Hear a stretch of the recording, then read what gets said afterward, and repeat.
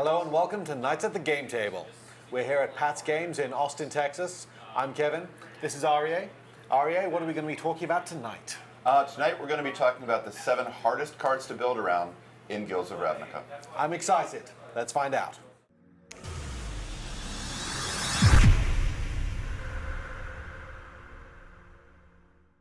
To keep up to date with everything at Nights at the Game Table, all you have to do is click subscribe and then hit that tiny little notification button next to it, so every time we upload a new video, YouTube will be sure to let you know. The first card we're going to be talking about is Braska Golgari Queen. Tell us about this card, Aryeh. It's a pretty cool card. It's a Brassica Planeswalker. It costs Gari mana and 2. So it's a 4 mana Planeswalker, which is usually what you're kind of looking for in Constructed. 3 abilities. First ability is you add loyalty to sacrifice a permanent you control, you draw a card and gain a life. For -3 loyalty, you can destroy a permanent with converted mana cost 3 or less, which is pretty cool. I mean, it even hits things like enchantments. And its ultimate ability is basically if your opponent is ever dealt damage, they lose the game, just on the spot. Oh, like you get your creatures get like phages, kill target player if they get hurt. Yeah, pretty much. Other Braskas have had similar types of abilities in the past. Death touch to players. Yes, yes. Nice. A previous iteration of Braska made a token that did the same thing. Wow. So the first thing I'm thinking about this is that to gain loyalty, you have to sacrifice permanents, ideally on turn 4, which is not the easiest thing in the world. Well, it is a May ability, so you don't have to do it. However, if you're not doing it, you're adding a loyalty, but you're getting no value out of your Planeswalker. That's not great. I mean, you know, if you had to play it on turn 4 and plus it for nothing, I guess it's okay, but there's other Planeswalkers in Standard, like Teferi, where when you plus them, they do good things, right? So, and then your opponent's going to swing back if you haven't got any advantage in you. So if you play Braska on turn 4, I think you really need to use the minus ability to destroy something your opponent has. That's probably what you're looking to do. I think plussing it and sacrificing even a land on turn 4 is a huge cost. Probably can't afford it. And so this card can be difficult to build around because on the one hand, on turn 4, plussing usually not going to be the thing to do. So then you're thinking about if it's a late game Planeswalker, then maybe the minus ability isn't that good because converted cost 3 or less on turn 8. It's probably not the most dangerous thing, you know, on the battlefield. So the card kind of has a weird, difficult to build around place in terms of when you want it on curve. I think what ends up happening with it is that you have some decks that play it on turn 4 as just a normal removal spell, rather than play like an Assassin's Trophy, they use that, and then maybe later in the game are able to sacrifice a couple of lands to draw a couple of cards, but it's definitely a tough one to build around. So I'm thinking if you want to get the most out of it, you want to benefit from sacrificing your own permanents at some point, right? Yeah, if we had more permanents in Standard that did something when they died, I think this card would be better, and that's definitely something that they might print more of in the next set. But with Golgari being the color combination that does that the most, the best ones we have are really from Dominaria. I mean, there's a few like creatures that create a token when they die. There's a few cards that create 1/1 tokens, like Sapling Migration. It's like a 2 mana make two 1/1s. That card would be perfect if those 1/1s didn't die to Goblin Chain Whirler.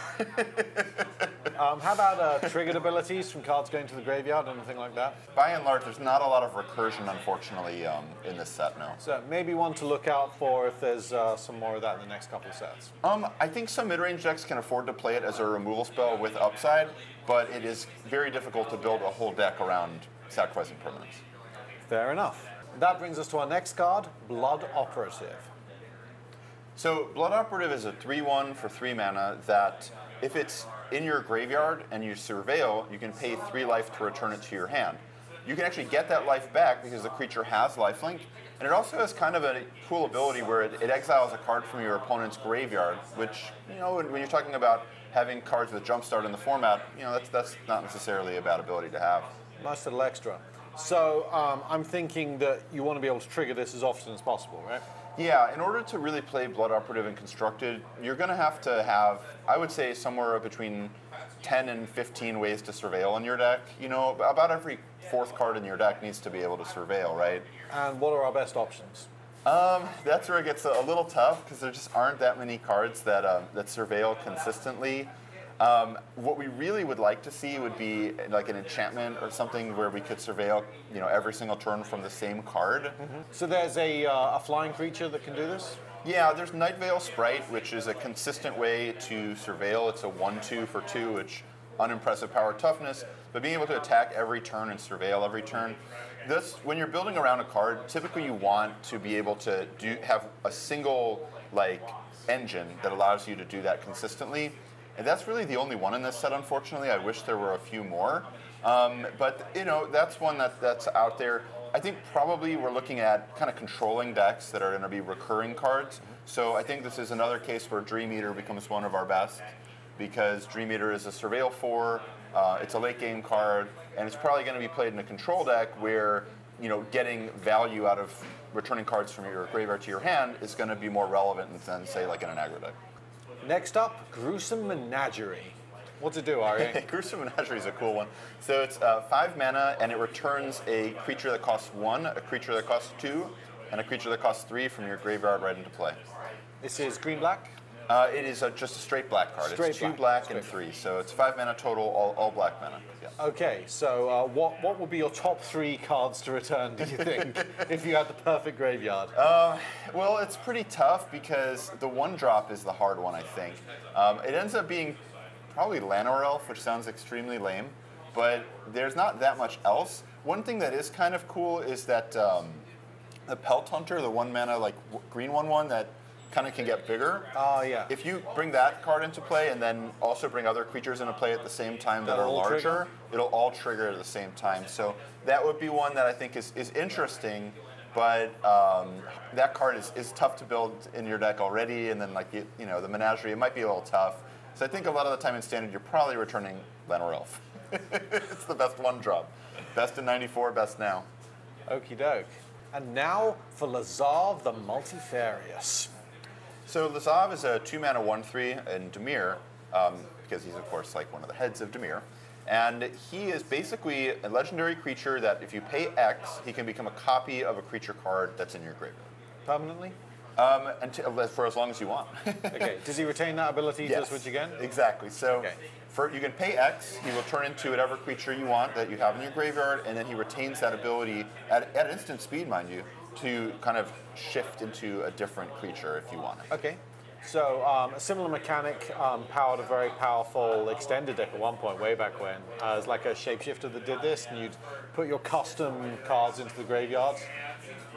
What would be your top cards to clone with this guy? I think honestly, it's probably cards like Nullhide Ferox, cards that have hexproof, because if they try to remove it, and you can actually switch it into a hexproof creature in response to that, so that creates kind of an interesting interplay. But I think, is there a cheap hexproof creature that's a good choice? I think Nullhide Ferox is your guy. It's him and probably Vinemare. It's not the most exciting, but the problem with spending 6 or 7 mana to switch it into a giant thing is that if they use a 2 mana removal spell, where are we now? So I think you have to look at creatures that have an inbuilt kind of protection ability to them. That's pretty cool.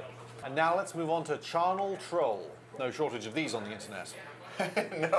No, there are not. And much like internet trolls, Charnel Troll is a little bit challenging to deal with at times. So Charnel Troll is a 3 mana 4/4 trample, which sounds amazing, right? That sounds really nice good. And big. But if you don't keep feeding the troll, the troll will definitely go away. So you have to exile a creature from your graveyard every single upkeep to just make sure this card doesn't get sacrificed, which is kind of a cost. It's a little tough. How are you going to get all these things in your graveyard?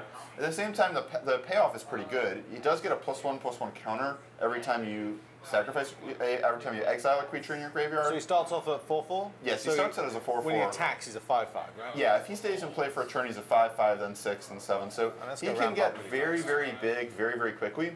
He also has an ability that for Golgari mana, a green and a black, you can discard a creature card from your hand to put a counter on him. So that's one way of getting around having to have creatures in your graveyard, is to play it, and the following turn with a trigger on the stack, you can pitch a creature. And then it'll be a 6/6. And then it'll be very big.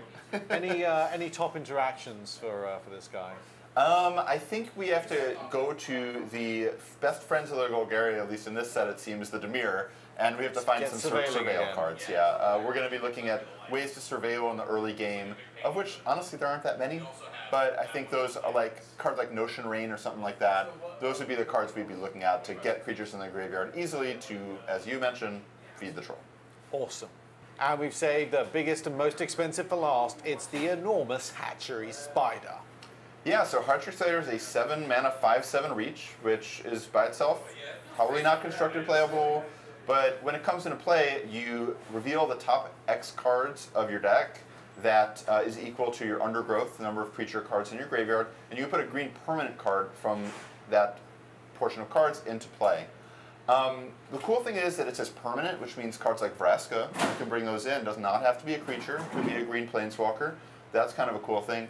At the same time, it's a little bit of a spinning the wheel, right? It's a random ability. I mean, you have to reveal like a random number of cards, and you don't know what's in them, so... What's the minimum number you think you need to do it for to be consistently good? Like 5, 6?